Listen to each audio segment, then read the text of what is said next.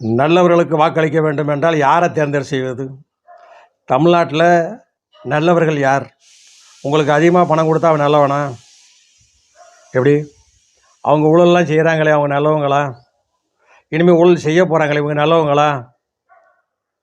யாருக்கு ஓட்டு போடுவீங்க? கடவுள் தான், மக்கள் தீர்ப்பு தான் மகேசன் தீர்ப்புன்னு சொல்லியிருக்கான் இல்லையா? கடவுளுடைய தீர்ப்பு தான் மக்கள் மனசில் போய் குடிகொள்ள போகுது. அந்த நேரத்தில் உங்களையே அறியாமல் நீங்கள் யாருக்காவது போட்டுருவீங்க, அது நடக்கும். அதான் மகேசன் தீர்ப்பு, மக்கள் தீர்ப்பு, மகேசன் தீர்ப்பு இல்லையா? பிழைக்க மாட்டாங்கன்னு நினைக்கிறவங்களாம் பிழைச்சிடுறாங்க. உண்மை தானே? மருத்துவமனைக்கு எத்தனையோ பேர் போகிறாங்க, பெரிய பெரிய விஐபிலாம் போகிறாங்க. ஒரு பிழைக்க மாட்டார்னு நினைக்கிறோம், கடவுள் வாழ வைத்து விடுகிறார். அதே கடவுளுக்கு தான் முன்னுரிமை. இறைவன் இருக்கிறார். இது இந்து நாடு, இந்திய நாடு, தமிழ்நாடு இந்துக்களுக்கு அதிகம் உள்ள நாடு அப்படின்னு உணர்ந்துக்கிட்டு அரசியல்வாதிகளும் செயல்படுங்க.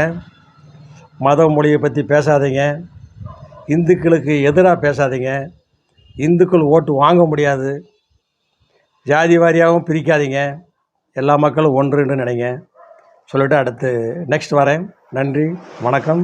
ராமச்சந்திரன், மதுரை.